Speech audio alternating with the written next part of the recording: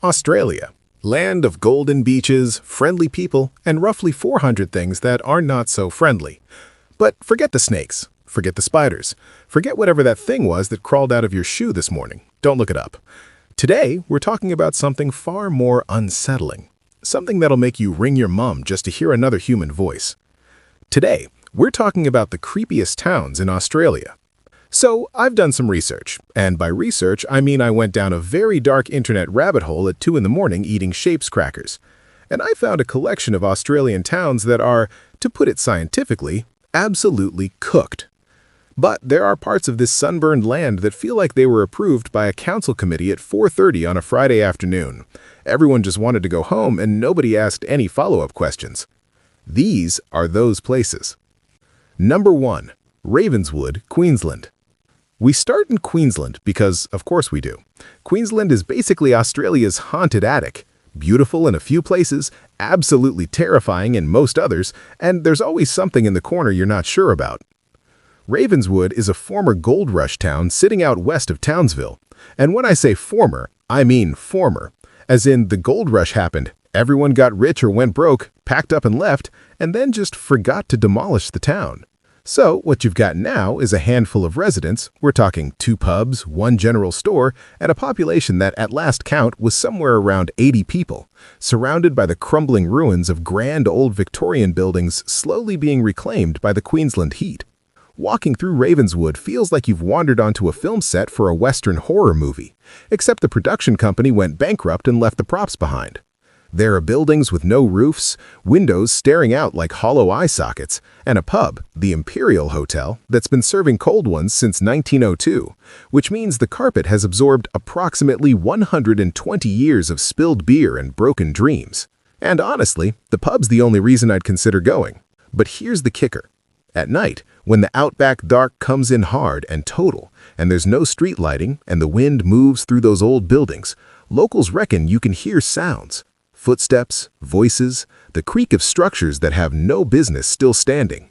The old cemetery up the road is full of Gold Rush-era graves. Ravenswood isn't just creepy, it's grief with a postcode. Number 2. Whiten, Western Australia.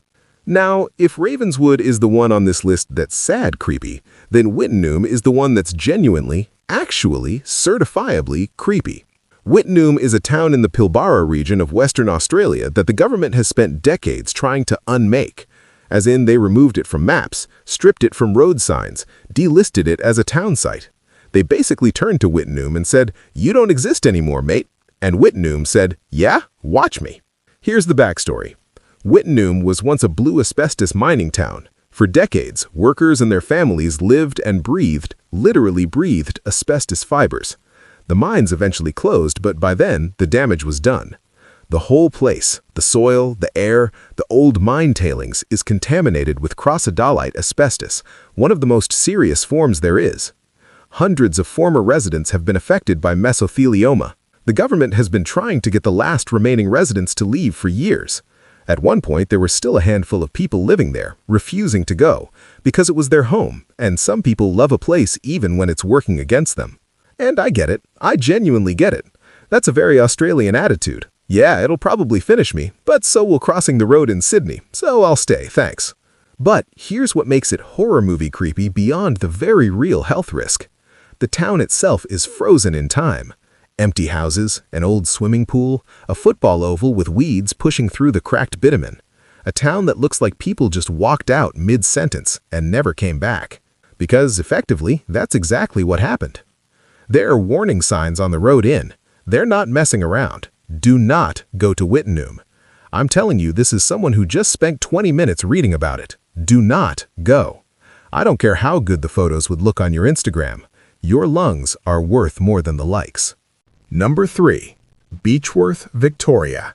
Right, let's bring the vibe back from existential dread to spooky fun. Because Beachworth in Victoria is giving us haunted heritage chic, and I am absolutely here for it. Beachworth is a gorgeous, beautifully preserved gold rush town in the Victorian high country. Stone buildings, lovely bakeries, tourists shuffling around in Ugg boots eating pastries. You know the deal. On the surface, it looks like a lovely weekend away.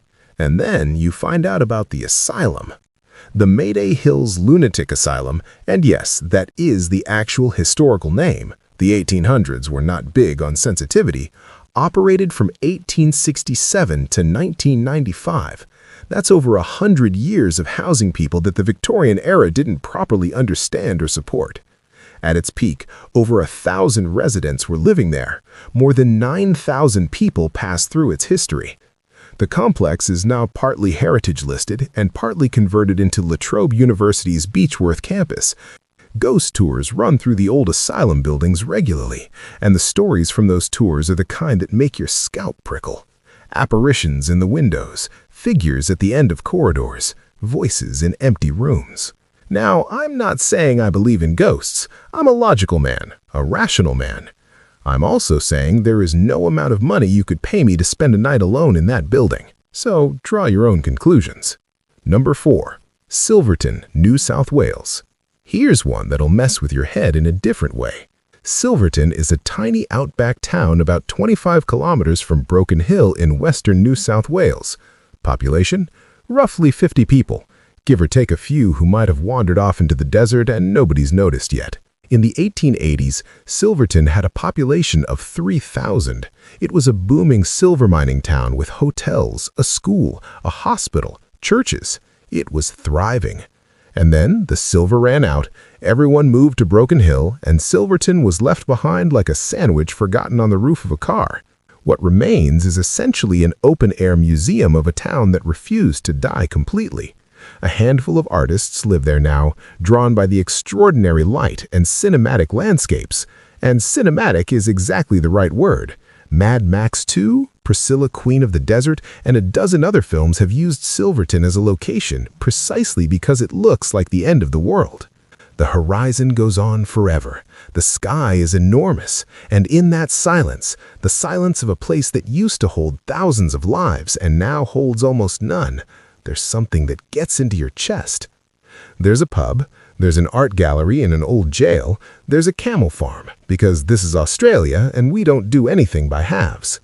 But at dusk, when the red dirt goes gold, and the light drops fast, and the shadows stretch long across buildings that have been slowly dissolving into the landscape for 140 years, Silverton doesn't feel haunted by ghosts exactly. It feels haunted by time. And somehow, that's worse. Number 5. Biffield, Queensland. Because Queensland always gets 2 entries. Of course it does. Biffield is not technically a creepy town. People live there.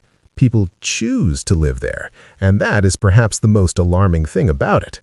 Located north of Yaupon on the Capricorn coast, Biffield sits at the edge of a national park that is, and I mean this with precision, a subtropical rainforest full of sandblows, freshwater streams, and a thick, dense canopy that blocks out most of the sunlight even at midday. It is hauntingly beautiful. It is also the kind of place that makes your survival instincts wake up and start quietly packing a bag. The road into Biffield is unsealed and gets cut off regularly by floodwaters. Mobile coverage is basically a rumor. The forest has this quality, and travelers and writers have noted this for decades, where it feels watched, like the trees are paying attention. And given that the broader Biffield area contains one of Australia's densest populations of scrub ticks, funnel web-adjacent spiders, and the kind of vegetation that closes in behind you when you're not looking, maybe the sense of being watched is your nervous system correctly identifying that, yes, several things in your immediate environment are in fact watching you, with genuine intent. A bloke I know who went camping there told me he woke up at 3 in the morning to what sounded like a child laughing in the trees. It was a bird. The bush-stone curlew, known for its absolutely unhinged, unsettling, why does that exist cry in the middle of the night. But here's the thing. He knew it was a bird. He knew. He packed up his tent at 4 in the morning and drove home anyway. Number 6. Port Arthur, Tasmania. I want to be careful here because Port Arthur sits differently to everything else on this list.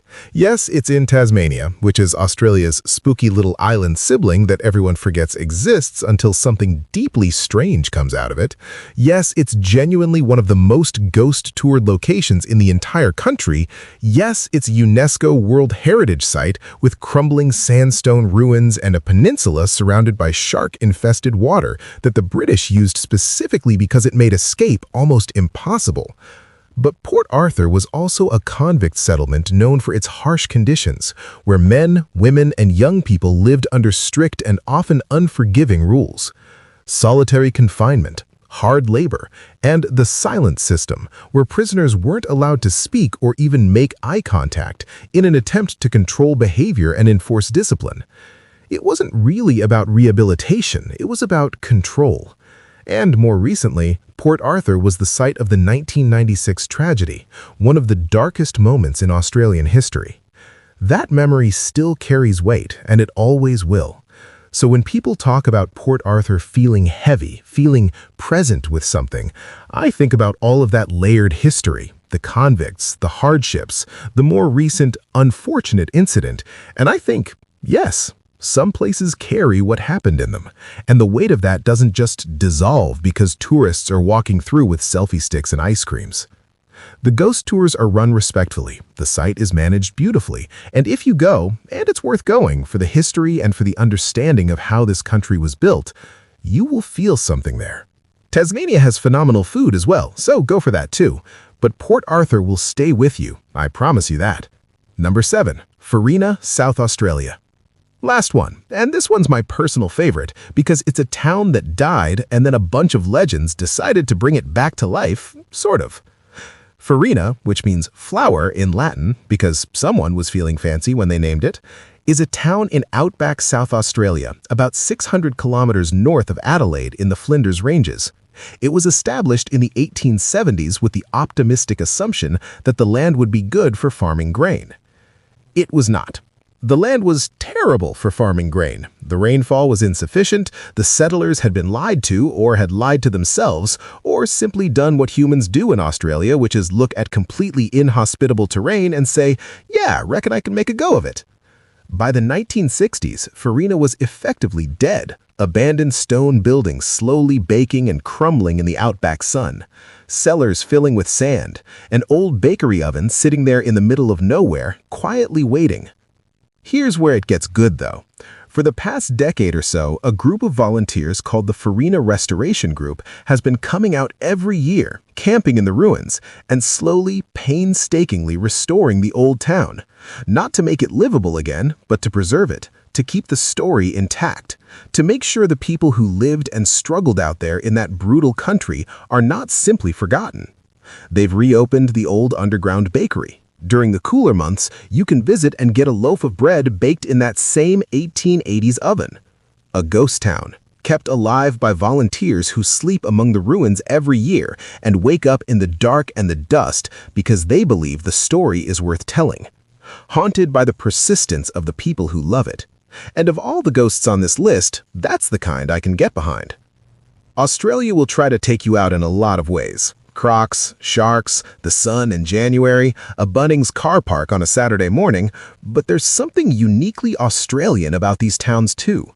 Every single one of them is a story about ambition and isolation and what happens when people push into the edges of a continent that has been here for 60,000 years and doesn't particularly care about our plans. The land was here before us, it'll be here after us, and in the meantime, it keeps these places like souvenirs, little reminders of every gold rush, every broken dream, every she'll be right that turned out, in fact, to not be right at all. Sleep well, legends, and if you're ever driving through the outback at night and your GPS shows a town that seems to have disappeared from every other map, maybe just keep driving. If this video woke you up appropriately, hit subscribe. Drop your creepiest Australian town in the comments below because I know I've missed some, and I want to lose sleep over those ones too. Cheers!